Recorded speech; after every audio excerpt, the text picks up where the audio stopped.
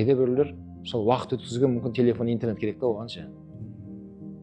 Интернет болмаса оған қызық емес секілді өмір қазір. Өмір вообще бірдеңеден қалып қойған секілді. Біреудің өмірлеріне араласып, соған лайк басып, дизлайк басып, комментарий жазып, әлек болып жатқан біреулер бар жастар. Айтарым, одан мен аулақ болу керек.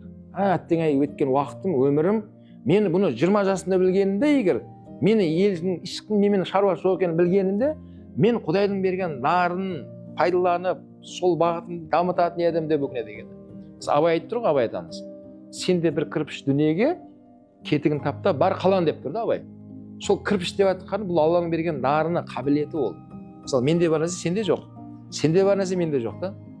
Әр қайсы адам баласына Алла Тағала сондай қабілеттерді берген.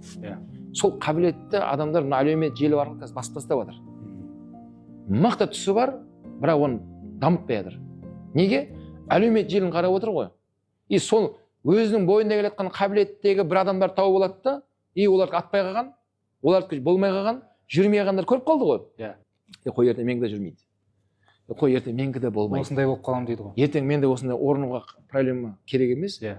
Ода ондай болды. Бірақ сенде де сондай болады деген әңгіме жоқ қой бізде.